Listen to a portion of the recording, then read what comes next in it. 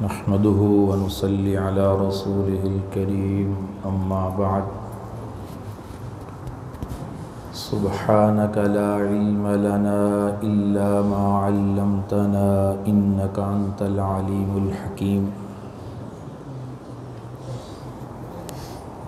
سبحان ربك رب العزة عما يصفون وسلام على المرسلين والحمد لله رب العالمين اللهم صل على سيدنا ومولانا محمد وعلى آل سيدنا ومولانا محمد وبارك وسلم۔ اللہ تعالیٰ کا بے حد شکر اور احسان ہے جس نے قرآن مجید کو تراویح میں مکمل کرنے کی توفیق عطا فرمائی ہے۔ قرآن مجید کی تکمیل تراویح میں کوئی آسان کام نہیں ہے۔ قرآن سنانے والے کو دن بھر محنت کرنا پڑتی ہے، پھر رات کو تراویح میں قرآن سناتا ہے۔ یقیناً قرآن سنانے والے اور سننے والے سبھی مبارکباد کے مستحق ہیں۔ اللہ تعالیٰ کی بارگاہ میں دعا ہے اللہ تعالیٰ حافظ صاحب کا پڑھنا اور سننے والوں کا سننا اپنی بارگاہ میں قبول فرمائے۔ ماشاءاللہ بہت خوبصورت اور اچھے انداز میں تراویح میں قرآن سناتے ہیں۔ اللہ پاک مزید برکتیں نصیب فرمائے۔ اللہ، قرآن کریم کا پڑھنا بھی عبادت ہے، قرآن کریم کا دیکھنا بھی عبادت ہے، اور قرآن کریم کا سننا بھی عبادت ہے۔ وَإِذَا قُرِئَ الْقُرْآنُ فَاسْتَمِعُوا لَهُ وَأَنصِتُوا لَعَلَّكُمْ تُرْحَمُونَ۔ جب قرآن پڑھا جائے تو توجہ سے کان لگا کے سنا کرو تاکہ تم پر رحم کیا جائے۔ قرآن کی تلاوت کے سننے کے اندر ہی ایک طاقت ہے، ایک روحانیت ہے۔ اس لیے جب قرآن نازل ہو رہا تھا تو قرآن کی تلاوت سن کر لوگ مسلمان ہو جاتے تھے، اور مشرکین قرآن کی دن بھر مخالفت کرتے تھے، کہتے تھے وَقَالَ الَّذِينَ كَفَرُوا لَا تَسْمَعُوا لِهَذَا الْقُرْآنِ وَالْغَوْا فِيهِ لَعَلَّكُمْ تَغْلِبُونَ کہ جب قرآن پڑھا جائے تو قرآن نہ سنا کرو بلکہ تالیاں بجایا کرو اور کانوں میں انگلیاں دے لیا کرو، اس لیے کہ قرآن ایک انقلابی کتاب ہے۔ قرآن اپنے اندر ایک تاثیر رکھتا ہے، اور دن بھر مخالفت کرنے والے رات کو خود قرآن سننے آ جاتے تھے، چھپ چھپ کر رسول اللہ صلی اللہ علیہ وسلم کے کلام کو سنتے تھے، اور انہیں اس بات کا یقین تھا کہ یہ کوئی انسان کا کلام نہیں ہے، یہ رب العالمین کا کلام ہے۔ اس لیے اللہ تعالیٰ نے انہیں چیلنج دیا، وہ چیلنج آج تک موجود ہے، قیامت تک چیلنج رہے گا۔ فَأْتُوا بِسُورَةٍ مِّن مِّثْلِهِ، تم قرآن کے مقابلے میں ایک سورت بنا کر لاؤ۔ تم نہ قرآن کے الفاظ کا مقابلہ کر سکتے ہو، نہ قرآن کے نظام کا مقابلہ کر سکتے ہو۔ ساری دنیا کے نظام فیل ہیں، ان کے اندر کہیں نہ کہیں سقم موجود ہے، لیکن قرآن کا نظام اٹل ہے، قرآن کا نظام مضبوط ہے۔ تو آج تک کسی انسان میں یہ جرأت پیدا نہیں ہو سکی، نہ ہو سکے گی وہ قرآن کے مقابلے میں کوئی کلام، کوئی الفاظ تیار کر لے، اور نہ ہی کوئی یہ کہہ سکا ہے اور نہ کہہ سکے گا کہ میرا بنایا ہوا نظام قرآن کے مقابلے میں ہے۔ اس لیے ہمیں اللہ کا شکر ادا کرنا چاہیے، اللہ نے ہمیں قرآن پر ایمان اور یقین نصیب فرمایا۔ ہم قرآن کی ایک ایک آیت اور ایک ایک حرف پر ایمان رکھتے ہیں۔ پہلی آسمانی جتنی کتابیں تھیں وہ ایک زمانے تک کے لیے تھی، علاقے تک کے لیے تھی، لیکن قرآن کریم جو کتاب ہے یہ کسی خاص زمانے کے لیے نہیں، کسی خاص علاقے کے لیے نہیں ہے، کسی خاص لوگوں کے لیے نہیں ہے، بلکہ قیامت تک آنے والے آخری انسان کے لیے بہت بڑا پیغام ہدایت ہے۔ جیسے رسول اللہ صلی اللہ علیہ وسلم کا زمانہ نبوت لامحدود ہے، آپ کسی مخصوص علاقے کی طرف نبی بنا کر نہیں بھیجے گئے، مخصوص زمانے تک کے لیے نبی بنا کر نہیں بھیجے گئے۔ قُلْ يَا أَيُّهَا النَّاسِ إِنِّي رَسُولُ اللَّهِ إِلَيْكُمْ جَمِيعًا، لوگوں میں اعلان کر دو میں ساری دنیا کے انسانوں کے لیے اللہ کا نبی اور پیغمبر بنا کر بھیجا گیا۔ اب ہمارے لیے قرآن کا پیغام ہے، سب سے بڑا جو پیغام قرآن کا اگر خلاصہ نکالیں وہ 5 باتیں ہیں۔ 5 باتوں پہ جس کا عمل ہے اس کا پورے قرآن پہ عمل ہے۔ اگر ایک بات اس نے چھوڑی ہوئی ہے سمجھ لے کہ اس نے قرآن کے ایک حصے کو چھوڑ دیا ہے۔ قرآن کریم کے ایک حصے کو چھوڑنا بھی نقصان دہ ہے۔ الذین یتلونہ، کہ تمہیں اللہ نے جو کتاب دی تم اس کی تلاوت کرتے ہو، ایسے تلاوت کرو کہ تلاوت کا حق ادا ہو جائے۔ مفسرین نے لکھا ہے تلاوت کا حق ادا اس وقت ہوتا ہے جب پڑھنے والے کی زندگی میں بھی یہ کلام ہوتا ہے۔ الفاظ تو پڑھ رہے الا لعنت اللہ علی الکاذبین، جھوٹ بولنے والوں پر اللہ کی لعنت، تلاوت کرتا ہے لیکن سارا دن جھوٹ بولتا ہے، سارا دن دھوکہ کرتا ہے، فراڈ کرتا ہے، اور جھوٹ کو اتنا معاشرے کے اندر پھیلا دیا گیا ہے کہ لوگ اب جھوٹ کو سچ سمجھنے لگے۔ اب قرآن کی یہ آیت پڑھ رہا ہے لیکن اس کی زندگی میں جھوٹ ہے، تجارت میں جھوٹ، ملازمت پہ جھوٹ، گھر میں جھوٹ، اولاد سے جھوٹ، سارا دن عورتیں گھروں میں بچوں سے جھوٹ بولتی۔ اب آپ بتائیے جب یہ آیت پڑھے گا الا لعنت اللہ علی الکاذبین، جھوٹ بولنے والے پہ اللہ کی لعنت ہے، اس نے تلاوت کا حق ادا کیا؟ اس نے تلاوت کا حق ادا نہیں کیا۔ یتلونہ حق تلاوتی، تلاوت کا حق ادا کرو، کب ہوگا؟ جب اس آیت کے مطابق عمل ہوگا، پھر تم نے تلاوت کا حق ادا کیا۔ قرآن کی آیت پڑھتے ہو کہ تمہارے معاملات ٹھیک ہونے چاہیے۔ یا ایھا الذین آمنوا اذا تداینتم ان اللہ یأمرکم ان تؤدوا الامانات الی اہلھا، تلاوت ہو رہی ہے کہ امانتیں ان کے اہل کے سپرد کر دو، حق والوں کو ان کا حق دے دو۔ کیا کوئی اب حق والوں کو حق دے رہا ہے؟ کیا اس کے معاملات کی زندگی قرآن کے مطابق ہے؟ کبھی آپ نے غور کیا قرآن کی 6666 آیتیں ہیں،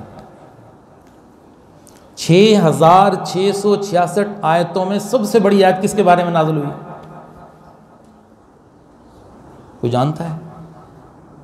قرآن کریم کی 6666 آیتوں ہیں، ان میں سب سے بڑی جو آیت ہے وہ معاملات سکھا رہی ہے، معاملات کی بتا رہی ہے۔ حالانکہ عبادات بھی اللہ تعالیٰ کا بہت بڑا حکم ہے، عبادات پر تو اسلام کی بنیاد ہے۔ بنی الاسلام علی 5، اسلام کی بنیاد 5 چیزیں ہیں: شہادت اللہ الہ الا اللہ وان محمد الرسول اللہ، کلمہ شہادت، کلمہ ایمان نماز، روزہ، زکوٰۃ اور حج، یہ اسلام کی بنیاد ہے۔ اب صرف بنیاد پہ رہنا ہے کیا؟ بنیاد کے بعد عمارت تعمیر نہیں کی جاتی؟ تو عمارت کیا ہے اسلام کی؟ معاملات، معاشرت، اخلاقیات، یہ تین چیزیں ملتی ہیں تو اسلام کی عمارت بنتی ہے۔ بنیاد عبادات ہیں، اور اس بنیاد کی تکمیل عمارت سے ہوتی ہے۔ عمارت کیا ہے؟ معاملات، معاشرت، اخلاقیات، یہ ہے اسلام۔ آج ہم صرف عمارت کو ہی پورا کرنے میں لگے اور معاملات بھول گئے، معاشرت بھول گئے، اخلاقیات بھول گئے، آداب بھول گئے، ادب بھول گئے، بے ادب بن گئے۔ بے ادب بے نصیب، با ادب با نصیب۔ تو قرآن کی میرے عزیزو اگر تلاوت کا حق ادا کرنا ہے تو ہمیں قرآن سیکھنا پڑے گا، قرآن سمجھنا پڑے گا۔ آج لوگ قرآن کے نہ سمجھنے کو گناہ نہیں سمجھتے۔ کتنا بڑا معاشرہ، کتنا بڑا ایک طبقہ ہے جنہیں قرآن کے پیغام کو نہیں سمجھا۔ قرآن ہمارے لیے کہتا کیا ہے؟ وہ ایک مخصوص دائرے میں لگے ہوئے ہیں، بس ایک مخصوص دائرہ، چند چیزوں کو بنا کر پورا دین انہیں سمجھ کر اس کے پیچھے لگے ہوئے۔ مجھے یہ بتائیے کہ 6666 آیتیں کس کے لیے ہیں؟ کس کے لیے نازل کی اللہ تعالیٰ؟ کیا صرف تلاوت کے لیے نازل ہوئی ہیں؟ کیا صرف ہم دیکھنے کے لیے نازل ہوئی ہیں؟ کیا صرف ہم ان آیتوں کو بوسہ دے لیں اور سینے سے لگا لیں، کام ختم ہو گیا؟ کتاب فطرت ہے، کتاب زندگی ہے، کتاب ہدایت ہے۔ میری پیدائش سے لے کر میری موت تک کا ایک ایک حکم، ایک ایک چیز اس کلام ہدایت کے اندر موجود ہے۔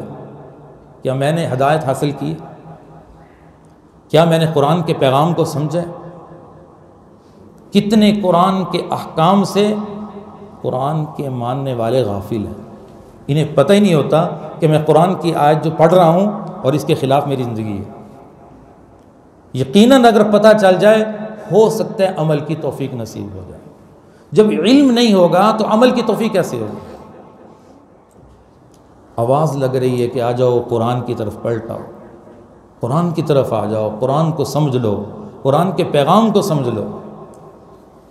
فجر کی نماز کے بعد ایک عالم رات کو ایک خاصا وقت لگا کر 4-5 آیتوں کا درس تیار کرتا ہے۔ کتنی وہ تفسیریں دیکھتا ہے، کتنا وہ کھپتا ہے۔ پہلے 8 سال اس نے قرآن کی تفسیر پڑھی، پھر دوبارہ جب عوام کو قرآن سمجھانا ہے، اللہ کا کلام سمجھانا ہے، ڈرتا ہے کہیں میں اللہ کا پیغام اللہ تعالیٰ کے مفہوم کے خلاف نہ سمجھا دوں۔ پھر محنت کرتا ہے اور صبح فجر کی نماز کے بعد قرآن سمجھانے کے لیے بیٹھتا ہے۔ چند بیچارے بوڑھے بابے 5-4 اس کے درس میں بیٹھ جاتے ہیں اور پوری مسجد ایسے نکل جاتی ہے کہ جیسے پتہ نہیں باہر لوگ ان کے انتظار میں کھڑے ہیں، انہوں سب نے سفر پہ جانا ہے۔ کسی کو توفیق ہی نہیں ہوتی کہ 4 سے 5 آیتیں روزانہ میں سمجھ لوں، اور ایک وقت آئے گا 5 سال لگ جائیں گے، 6 سال لگ جائیں گے، میں پورے قرآن کو تو سمجھ لوں گا۔ ہو سکتا ہے کہ کوئی عمل میری زندگی میں ایسے ہو میں قرآن کے خلاف کر رہا ہوں، مجھے علم آنے سے میرا وہ عمل ٹھیک ہو جائے گا۔ یہ وقت کب آئے؟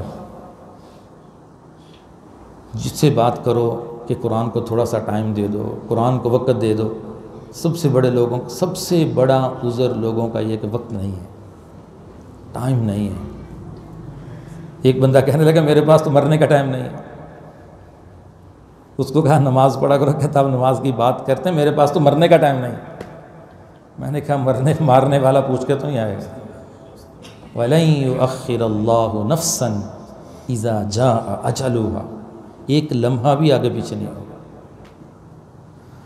ہے یہ کہے گا فَأَصَدَّقَ وَأَكُن مِّنَ الصَّالِحِينَ، تھوڑی سی مہلت دے میں صدقہ کر لوں اور میں نیک بن جاؤں، تھوڑی سی مہلت دے دے۔ قرآن کہہ رہا ہے فَأَصَدَّقَ وَأَكُن مِّنَ الصَّالِحِينَ، تھوڑی سی مہلت دے دے۔ وہ کہے گا نہیں، وَلَن يُؤَخِّرَ اللَّهُ نَفْسًا إِذَا جَاءَ أَجَلُهَا، مہلت مل چکی۔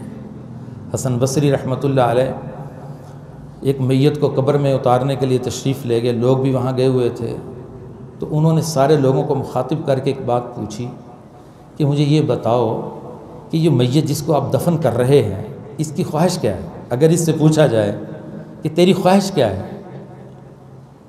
دو کہنے لگے میت کہے گی میری خواہش یہ ہے کہ مجھے ایک مرتبہ زندہ کیا جائے، میں نے نیک عمل کرنا ہے، اب میں نے نیک بننا ہے، کیونکہ میں نے اب دیکھ لیا ہے ربنا ابصرنا وسمعنا فرجعنا نعمل صالحا انا موقنون، اب مجھے یقین آیا ہے۔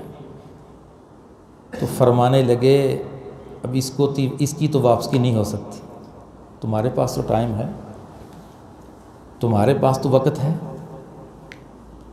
تم اپنی زبان حال سے کہہ رہے ہو کہ اس کی خواہش ہے کہ مجھے دنیا میں واپس بھیجا جائے، یہ تو واپس آ نہیں سکتا، تمہارے پاس تو ٹائم ہے، تم تو زندگی تمہاری تو موجود ہے، جب تم سے کم عمر والا دنیا سے جا رہا ہو تو تمہارے لیے ایک بڑا پیغام میرے لیے، آپ کے لیے، کہ تجھے اللہ نے مہلت دی ہے، تجھ سے کم عمر والا چلا گیا ہے۔ حضرت بہلول ایک دانا شخص گزرے ہیں، بادشاہ کا قافلہ گزرا، بازار میں بیٹھے ہوئے تھے، بادشاہ نے پوچھا کہ آپ ادھر کیا کر رہے ہیں؟ تو کہنے لگے کہ میں اللہ کے بندوں کی اللہ سے صلح کروا رہا ہوں، اللہ کے بندوں کی اللہ سے صلح کرا رہا ہوں، اللہ مان رہے ہیں، بندے نہیں مان رہے، اللہ مان رہے ہیں آ جاؤ یا ایھا الذین آمنوا توبوا الی اللہ توبۃ نصوحا، آ جاؤ، یہ نہیں مان رہے۔ کیوں؟ اس لیے کہ ان کے دماغ کے اوپر دنیا چھائی ہوئی ہے، ان کی کامیابی کی جو معیار ہے وہ دنیا، میری اولاد کا مستقبل بن جائے۔ مستقبل کیسے بنے گا؟ قرآن سیکھنے سے نہیں، دین سیکھنے سے نہیں، مستقبل بنے گا ڈگریوں سے، بیرون ملک میں نوکری ملنے سے، بیرون ملک کا ویزا ملنے سے، اس سے مستقبل بنتا ہے۔ یہ کس کی سوچ ہے؟ آج کے مسلمان کی۔ تو میں کامیاب ہو گیا۔ صحابہ کہتے تھے جب انہیں تیر لگتا تھا اور انہیں جنت نظر آتی تھی، اس وقت کہتے تھے فزت برب الکعبہ، رب کعبہ کی قسم میں کامیاب ہو گیا، وہ یہ کہتے تھے۔ آج مسلمان کی سوچ، نوجوان کی یہی سوچ ہے۔ آپ کر کے وزٹ کر لیں اور لوگوں کو ذرا تجزیہ کر لیں۔ ایک دانشور کہہ رہا تھا میں اسکول کالج کے وزٹ کیے، میں 1800 بچوں سے ملاقات کی، 1800۔ میں نے ہر بچے سے ایک سوال کیا کہ بیٹا تم نے کیا بننا ہے؟ صرف 1800 میں سے ایک بچی نے کہا میں نے فاطمہ بننا ہے، کسی نے کہا میں نے کرکٹر بننا ہے، کسی نے کہا میں نے گانے بجانے والا بننا ہے، کسی نے کہا میں نے سنگر بننا ہے۔ قوم کہاں جا رہی ہے؟ قوم کہاں کھڑی ہے؟ ایک بچی نے کہا میں نے فاطمہ بننا ہے، کسی نے کہا میں نے ابو بکر بننا ہے، میں نے عمر بننا ہے، میں نے علی بننا ہے، میں نے عثمان بننا ہے۔ یہ ہمارے بچوں کی سوچ تبدیل ہو رہی ہے، سوچ پہ محنت ہو رہی ہے۔ باپ کے پاس وقت نہیں ہے اپنے بچے کی سوچ تبدیل کرنے کا گھر میں، وہ تو کام سے آتا ہے اور آپ کے پاس انہیں 2-4 گھنٹے موبائل دیکھنا ہے، کہاں بچے کو وقت دے گا؟ کہاں بچے کی سوچ بدلے گا؟ کیا اسے اسلام سمجھائے گا؟ کیا اسے قرآن سمجھائے گا؟ کیا اسے دین سمجھائے گا؟ اور ہمیں فون آتے ہیں کہ قاری صاحب بچہ موبائل نہیں چھوڑتا، میں کیا کروں؟ میں کیسے چھڑواؤں اسے موبائل؟ مجھ سے آگے لڑتے ہیں کہ آپ کے پاس آتا آپ اسے موبائل کیوں نہیں بند کرواتے؟ میں نے بند کروانا ہے؟ گھر میں تمہارے پاس رہتا ہے، مدرسے میں میرے پاس رہتا ہے، میں تو مدرسے کا ذمہ دار ہوں، میں آتی اسے کیسے ولی بنا دوں؟ اور تم آزاد ہو، تمہاری کوئی ذمہ داری نہیں کہ ہم بھی اپنے بچے پہ محنت کریں کہ یہ معاشرے کا اچھا فرد بن جائے۔ صبح فجر میں ماں اپنے بچے کو نماز کے لیے کیوں نہیں جگاتی؟ اور 1 گھنٹے کے بعد وہی بچہ اسکول کے دروازے پہ کون پہنچا کے آتا ہے؟ یہی ماں ہے، یہی باپ ہے۔ جلدی سو جاؤ، اسکول جانا ہے، جلدی سو جاؤ، نماز پڑھنی ہے۔ جب کہا اسکول جانا ہے تو سوچ تبدیل کر دی، جب کہا فجر کی نماز پڑھنی ہے سوچ تبدیل ہو رہی ہے۔ سوچ بدلی جا رہی ہے. میں نے جو تجزیہ کہہ رہا پورے معاشرے کا، جس بچے کی سوچ قرآن کے خلاف بن گئی، دین کے خلاف بن گئی، اس کی کامیابی کا معیار کچھ اور بن گیا، کب وہ قرآن کی طرف آئے گا؟ کب وہ ہماری بات سنے گا؟ کب وہ مسجد میں آئے گا؟ نہیں آئے گا. تو میرے عزیزو، اپنے حال پہ بھی رحم کریں، اپنے بچوں کے حال پہ بھی رحم کریں، ان کی سوچ پہ محنت کریں، انہیں بتائیں کہ بیٹا ہماری کامیابی قرآن میں ہے، قرآن کو سمجھنے میں ہے، قرآن پہ پڑھنے میں ہے، قرآن سے محبت کرنے میں ہے، قرآن سے تعلق بنانے میں ہے. یہ ہے ہماری کامیابی کا معیار. یہ دنیا ہماری کامیابی کا معیار نہیں ہے. دنیا ہماری ضرورت ہے، ہم نے اسے بھی حاصل کرنا ہے، لیکن ضرورت سمجھ کے حاصل کرنا ہے. دن رات ساری سوچ کہاں لگ رہی ہے؟ اللہ اکبر. اللہ تعالی ہمیں سمجھ نصیب فرمائے. لمبی بات کرنے کا پروگرام نہیں ہے، بس میں یہ کہتا ہوں کہ قرآن کا جو پیغام وہ 5 باتیں ہیں. انسان کی نظریات ٹھیک ہونے چاہیے، سوچ صحیح ہونی چاہیے، اور اس کی زندگی میں عبادات ہونی چاہیے. بنیادی عبادات میں نے کہا نماز، روزہ، زکوٰۃ، حج. کتنے لوگ ہیں ان پہ حج فرض نہیں کر رہے. حج فرض ہے، پیسے موجود ہیں، کروڑوں کے کاروبار ہیں، حج نہیں کر رہے. میرے نبی نے فرمایا جس پہ حج فرض حج نہیں کرتا، چاہے یہودی ہو کے مرے، چاہے عیسائی ہو کے مرے، مجھے کوئی پرواہ نہیں. کون سوچتا ہے؟ اللہ. میں نے ایک بھائی سے بات کی، میں نے کہا آپ کے حج فرض بڑا کاروبار ہے. کہنے لگے پیسے ہی نہیں، دکان سے کیسے پیسے نکالیں؟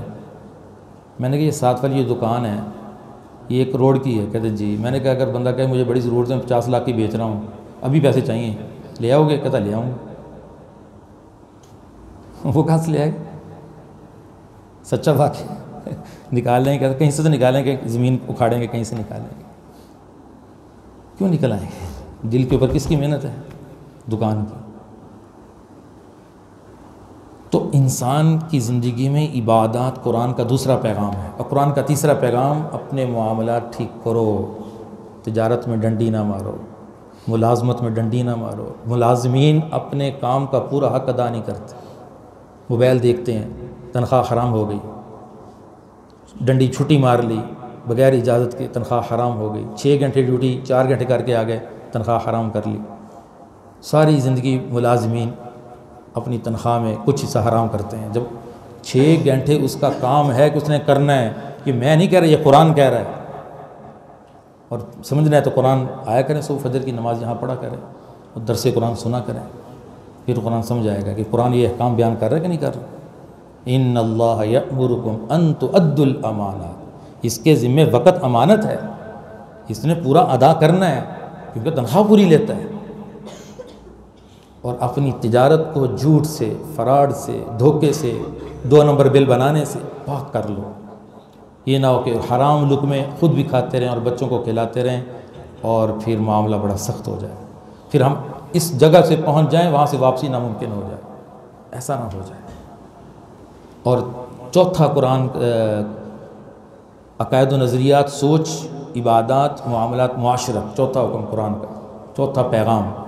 آپ ہماری معاشرت اچھی ہو، ہمارے رشتہ داروں کے ساتھ تعلقات اچھے ہوں، ملنا جلنا اچھا ہو، ماں باپ کے حقوق، بہن بھائیوں کے حقوق، بیوی بچوں کے حقوق، یہ معاشرت ہے. اور اخلاقیات. ہمارا دل روحانی امراض سے پاک ہو اور ہم با ادب ہوں. شیطان نے کتنے گناہ کیے تھے جو اللہ نے دربار سے نکالا؟ ایک بے ادب تھا اور ایک تکبر تھا. 2 گناہ کیے تھے اس میں. ایک بے ادبی کی تھی. بے ادب بھی زندگی بھر کامیاب نہیں ہو سکتا، وہ شیطان کا دوست بنتا ہے. اور متکبر بھی شیطان کا دوست بنتا ہے. اس لیے میرے سے یہ 5 پیغام میں نے سنا دیے ہیں. نیت کر لیں کہ انشاءاللہ ان 5 پیغاموں کو سمجھیں گے اور اپنی اولاد کی زندگی میں لانے کی محنت کریں گے. اللہ تعالی ہمیں سمجھ نصیب فرمائے. وآخر دعوانا الحمد للہ رب العالمین.